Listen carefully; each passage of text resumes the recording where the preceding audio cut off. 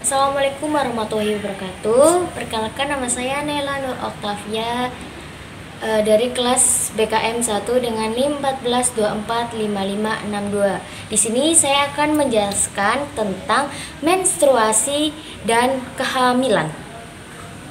Oke, di sini saya akan menjelaskan tentang grafik menstruasi. Yang pertama, praovulasi. Hari ke-5-13 kenaikan FSH sehingga terjadi pertumbuhan di dalam ovarium mulai dari folikel primer, folikel sekunder, folikel de Graaff. Di akhir tahap ini terjadi kenaikan hormon estrogen. Yang kedua, ovulasi. Hari ke-14 pelepasan oosit sekunder dari dalam folikel de Graaff. Saat estrogen naik menyebabkan FSH terhambat dan menyebabkan LH menjadi naik. LH memecah folikel de Graaff dan mengeluarkan oosit sekunder dari dalamnya. Oosit sekunder bergerak menuju ke oviduct, sedangkan bekas folikelnya tetap tinggal di dalam ovarium. Yang ketiga, pasca ovulasi. Hari ke-15-28 bekas folikel dari tadi berubah menjadi korpus lubrum. Adanya LH yang tinggi menyebabkan korpus lubrum berubah menjadi korpus luteum. Korpus luteum merangsang sekret progesteron yang menyebabkan dinding rahim atau endometrium mengalami penebalan. Yang terakhir, menstruasi selama 4-6 hari. Apabila terjadi fertilisasi, maka korpus luteum akan mengalami degenerasi menjadi korpus albikan. Korpus albikan tidak dapat merangsang sekret estrogen dan progesteron sehingga menyebabkan peluru endometrium. Oke, selanjutnya ada menstrual cycle.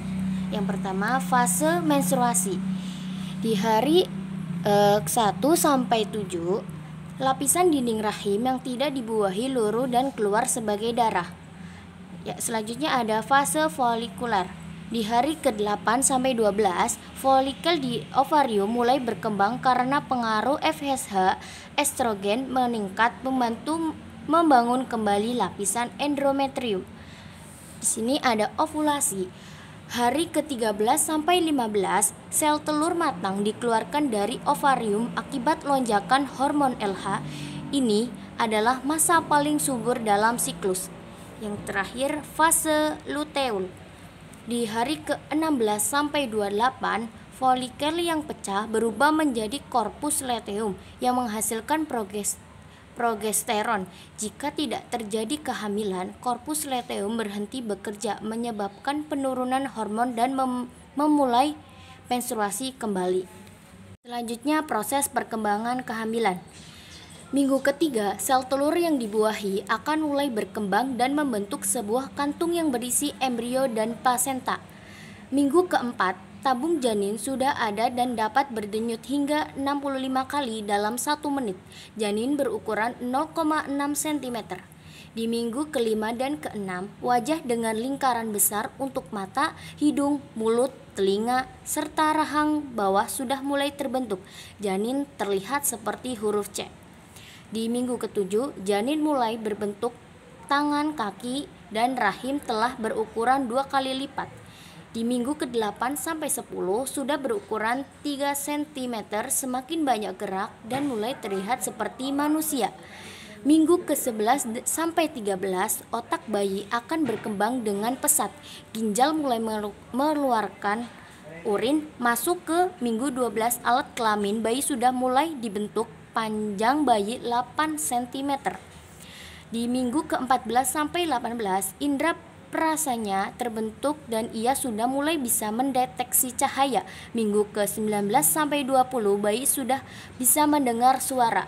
Minggu ke-19-22, minggu ke-20, bayi akan lebih banyak menelan dan memproduksi kotoran atau mekonium. Minggu ke-21-22 sudah terlihat seperti manusia.